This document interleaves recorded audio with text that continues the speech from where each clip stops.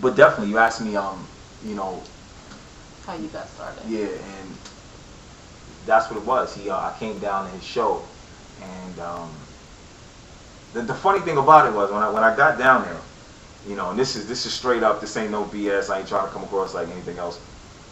I had no rehearsal, no rehearsal time, and I came down. He told me how to, what I'm saying, how it was gonna be. So I went to an all boys Catholic school, so I always knew how to dress. You know what I'm saying? So, I had the button up, I had the tie, I had the blazer. I always went a little extra.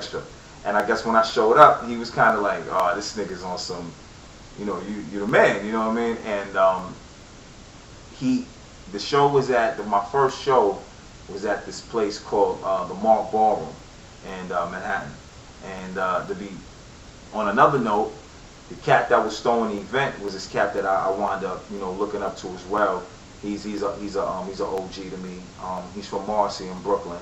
Matter of fact, him and Jay Z, they're like real tight from childhood. My man Big Bill, from Ugly Productions and the Honeys, and that was his first party right there. And I actually got a chance to go down, and when I came in there, it was packed. I mean, I don't know if you understand, but when I came into this joint, my man was outside, the camera crew and everything like that. And he was like, "Yo, you gonna come in here? You ready?" I was like, "Yeah, let's go." I get in there, and this had to be about 2,500 people, and it was packed. It was just packed. You know what I'm saying? And I did my thing. You know what I'm saying? I did my thing, and from that point, my man E Smooth was also a mentor to me. We used to call ourselves, the Mason and Puff of Access, and we had it rocking. I mean, y'all go to the files and stuff. We had it rocking. I mean, I could actually say from I've been in some of the biggest parties in New York. I remember being in, and I'm gonna see if y'all niggas gonna keep a G. I remember being in a party with Mace, Rob, G Dep, and Puff at Carbon, at Club Carbon in Manhattan. And this promoter by the name of Black Silk, he's an older head. He's a good friend of mine too. Was throwing a party, and that was another party I hosted. Man, that party was huge, man. I mean, I was a young cat. I'm young. You know what I mean? And I'm seeing people couldn't even get in. Like the streets were so flooded with people. I mean, at the time when Puff, big ups to dude, you are the man, yo, straight up and down. And that's why I say I don't know what anybody else what y'all think, but when that dude throws parties or he puts his name on a party, it's something about it, man, and everybody wants to be there. And I saw at least 3,000 people in the streets that could not get in, and the club was already packed. And y'all know Carbon at that time hold like 3,000 people, and that was packed. And we got in there. I'm hosting it, and I'm interviewing everybody, and I'm bumping into people, and it was a cool vibe. And I was just like, man, I gotta come get this paper. I'm gonna keep it G. I gotta come get this paper. This is too much for me, man. And that was it. I was determined. I was on my A game, man. I started, studying, and I was watching. The hell with watching public access. I was watching David Letterman, Johnny Carson. My whole thing was I wasn't gonna watch dudes that was on the same station I was. I'm gonna watch the cats that was really doing it, so I could, propel and be better than that. So, that's what I was doing. You know what I'm saying? And I was really getting into it with that, and that's what that was all about. That was the time right there, man. That was the time right there. That was crazy. Now, after your night on the town days, Right. were there any people that helped you get to the point that you are today? I mean, not to not discredit, but not to downplay the night on the town. I mean, you definitely upgraded from that point. Right. Right. Have there been any people that have helped you along that way to get you to where you're at now? Yeah, there's been a few. There's been so many cats, that have actually, you know, um, and even if they don't know that they helped, they did. There's been people that I watched. A good friend of my mom's, and I met him at a time. I actually did some modeling for him, you know, for when he was doing photo shoots for his barbershop.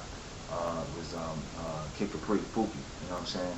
And I said, that's a good dude, man, you know what I'm saying? And he always looked out for me and helped me any way he could and stuff like that, man. This is before he was doing the Martins and all that. And then when he started doing that, he was on Def Jam, he was still good with me.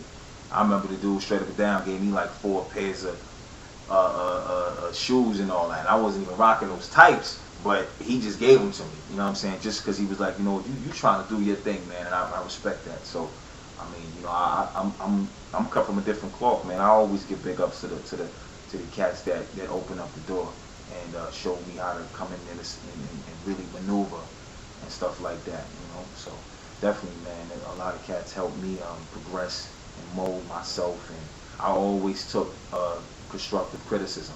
You know, like I said, I was doing not to go back, but when I was doing that in the town, and I remember one time I wasn't on my A game. You know what I mean? And my man E, this nigga ripped a hole in my ass in front of like it had almost like 1,500 people, B.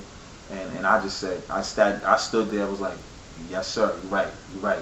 And it shocked him for being an older black man. You know, he was still young. Like, yo, this dude, he wants it so much, he's willing to let me discipline him. Because I knew in his eyes he didn't want nothing more but for me to be good and for be great. And I'm telling you, when I did that, I'm walking through the city. I know what it's like at a young time for people to be like, oh, I seen you on the show, I seen you doing this, or I seen you doing that. And that was because even when I thought I was doing the right thing, I sat back to better my game. Right. You know what I mean? And you know, that was me, man. That was me, man. I listen. You know what I'm saying? I definitely will listen. And you know, so yeah, I definitely tip off everybody that has you know, helped me progress and get to this point. You know what I'm saying? That's definitely refreshing to hear, because nowadays you hear, you know, how these younger people in the game, they just want to, you know, kind of knock the people off that, you know, basically gave them an opportunity to be able to do what it is that they're doing. It's respect. And they don't give that respect. Yeah, they don't have respect. A lot of young cats. I mean, I'm not going. You know, listen, I'm not going to sit here and give lectures and all that. But this is, you know, BC Breakfast Club TV. I'm gonna keep it G. A lot of these young cats, they don't understand. You know, you gotta pay dues, man. There was things I did when I was doing that on the TV. I wasn't getting no paper. I wasn't getting paid. You know what I'm saying? Nah, I wasn't getting paid. I was going out there and I was spending money. You know what I'm saying? On cabs and trying to be fly and all that, because I knew it was going to pay off. I had cats that I was wondering, like, yo, son, you stupid as shit. Why is you doing this? You know what I'm saying? Why is you doing that? Why is you doing that? It's whatever. But a couple of other cats like, yo, B, man, keep doing your thing, man. Keep doing your thing. And I being up in the barbershops, cats like, yo, we seeing you on the fly. We seeing your face on the fly. Because cats would show me love and let me do my thing. So, man, let me tell you, man. Fuck these younger cats. They don't understand, man. They don't understand what it is to struggle. Ain't nobody owe you shit. Ain't nobody supposed to give you shit. Nobody's supposed to give you a damn thing. My man didn't have to do a damn thing for me, man. I could have been like the average little fool, tripping out, bugging out, and being all disrespectful. We could have been like, yo, the hell with you, I'll get somebody else. But I was like, nah, man. You know, I believe in definitely a Most High. And I was like, you know, I want this, man. And I stayed quiet. I played my position. You know what I'm saying? But before we go to the next joint, hold on for 1 second. Breakfast Club TV. Now I'm on my bullshit. Let's really talk. Matter of fact, I'm stunting right now. Okay, boom. We gonna shoot this. This is, what is this? X-rated. Y'all see this? This is X-rated. Let me turn it around real quick. We got the bottle X-rated. You know what I'm saying? Can y'all see this? Can y'all see this? Okay, this is X-rated, right? It's the bottle X-rated and all that. You know what I'm saying? It's a new liquor, Fusion Liqueur. You know what I'm saying? And got a little distribution with them, because now, you know, I'm in the nightclub business, you know what I'm saying, and upstate New York, also, you know what I'm saying, doing something out in Memphis and all that on the south. So we got a little distribution with them. They showing your boy some love. They like how I get down, so I said, you know what, I gotta throw them with the advertisement and all that, which I'm about to talk about. Club BC in the upstate New York area. Nigga, you know what I'm saying? So I'm about to get into that in a minute too, after we done, you know, wrap these things up or whatever. So just had to do that quick commercial break, you know what I'm saying, for X-rated. that shit that'll get you rocking in the club. You know what I'm saying? Let's go.